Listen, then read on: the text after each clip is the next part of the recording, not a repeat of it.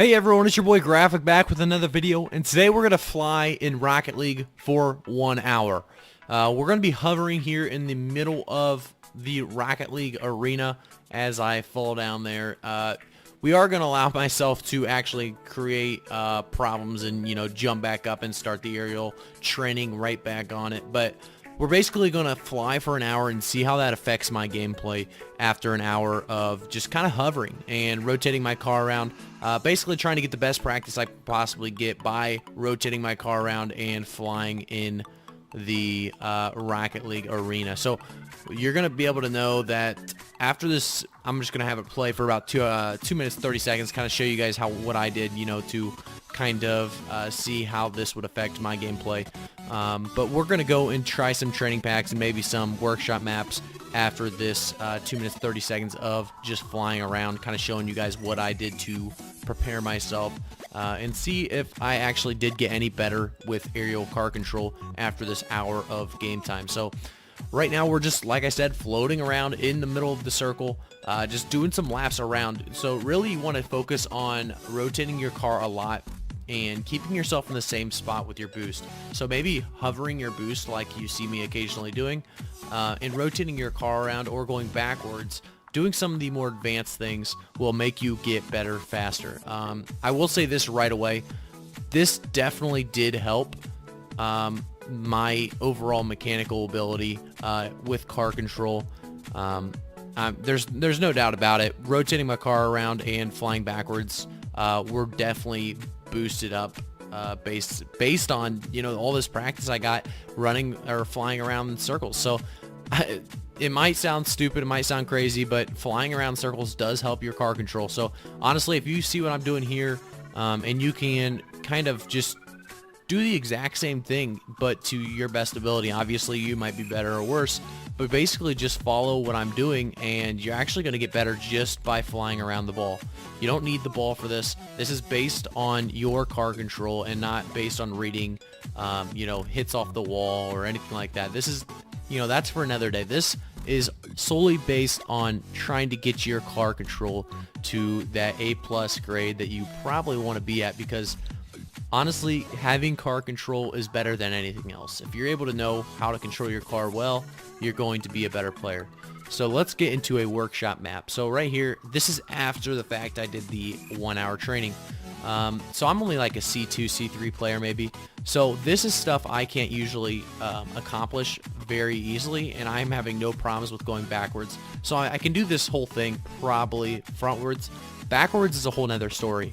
And I did this without having any failures. So if you guys do maybe even like 20 minutes of just training in, running, flying through the air for 20 minutes, and then you get into your ranked gameplay, I guarantee you'll play better, because this is not usually, how good I am playing backwards. So you're kind of able to see, how much better it really truly made me, after an hour of it. It starts getting so much more control on the ball. Like right here, you're able to see how much I rotate around, get a backwards hit. This is all based on the hour after I played flying around. So I hope this guy's kind of give you the answer you're looking for. Flying around for 1 hour does help. There might be more efficient ways of getting better at the game, but make sure you try flying around the map, because it really does help. Rotate that car around, use that boost, and see how much better you get. Thanks guys, and I'll see you next time.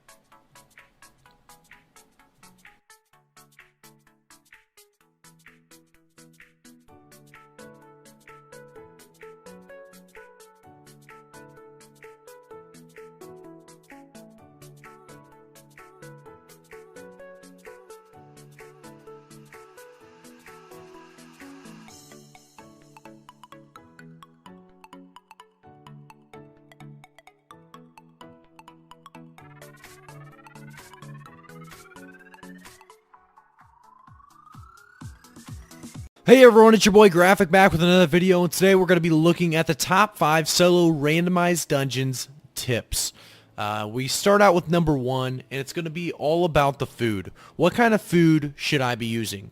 This is a 100% going to be cabbage soup. Cabbage soup is going to let you regen HP between mobs and save you an insane amount of time waiting for HP to regen. I just recently realized how good cabbage soup really was. It is so good for random dungeons, and thanks to a previous comment in a video by One Time a Craft, thanks for that suggestion of cabbage soup. I should have known and realized how good it was. I tried it out, and yes, you were right. It is amazing. So I do suggest bringing a pork omelet or a beef stew as a secondary food in your inventory in case you see a PvP fight coming. You can switch out the food real quick and pop the beef stew or pork omelet depending on what your character really needs for that PvP fight. But I definitely suggest using that cabbage soup for the HP regen. It's going to help you guys out a lot and speed up your progress and dungeon runs and dungeon speed times. So definitely suggest that. And now we're going to be looking at tip number 2. Bring a siphoned energy. Make sure you bring a siphoned energy, because one thing I get very, very annoyed is looking at those players that are running about 7-1 gear or 6-1 gear, and they're running into these dungeons and they're just, they're not bringing their siphoned energy because they're using such high gear, so they don't want to waste their money with that, siphoned energy and that chance of breaking your gear.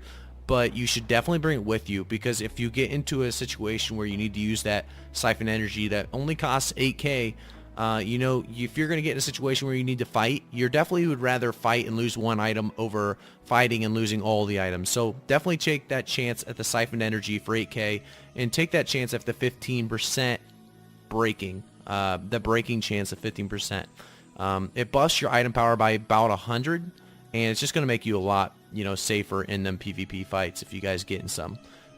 It's never a problem to just bring it along with you, and you can decide later on if you're going to use it or not. But tip number 3, we're going to have enter locations. Solo dungeons are located all over the place in these zones. Make sure to select a solo dungeon that works best for you. Make sure you don't pick a dungeon right outside of a city in a red or black zone. And definitely don't pick a dungeon next to a road. I highly suggest picking a dungeon off the beaten path.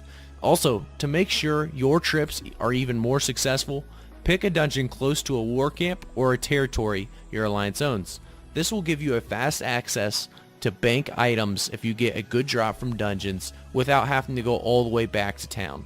I also suggest staying away from dungeons right outside enemy territories, as the enemy will most likely be using these dungeons to their benefit. Tip number 4, change location.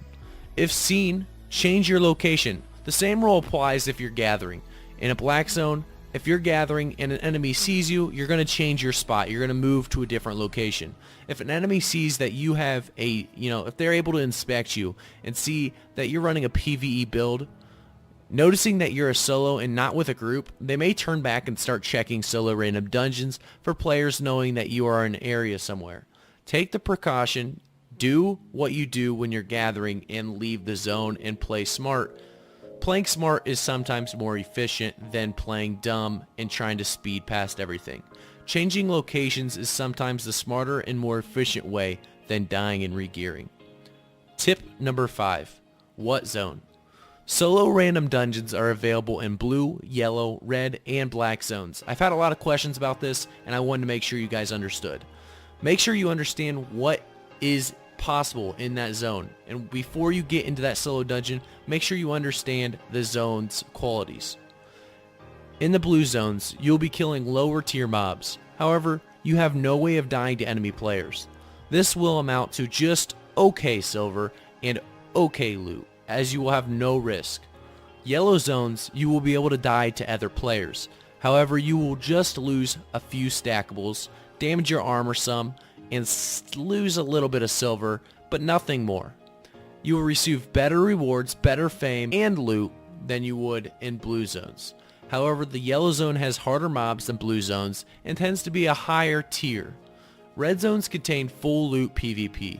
However, the enemy player has to make themselves hostile before attacking you as an innocent player in the red zone. The red zone has better loot than the previous blue and yellow zones mentioned, but the red zone is in higher tier zones, making the mobs a bit harder, making you get far better loot and fame, but also increasing the difficulty of the dungeon.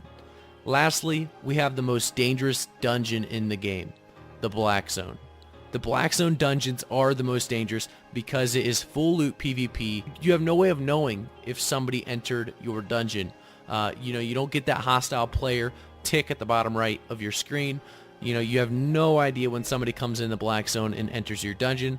But because of this, the game rewards you with better loot, better silver, and a little bit of higher tier mobs than you would see in the red zone.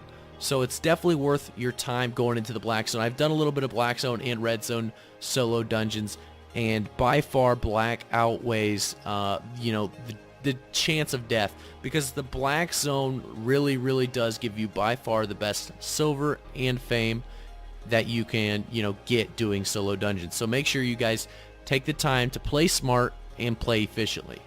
I hope you guys liked my top 5 tips for solo randomized dungeons, and I'll see you guys next time.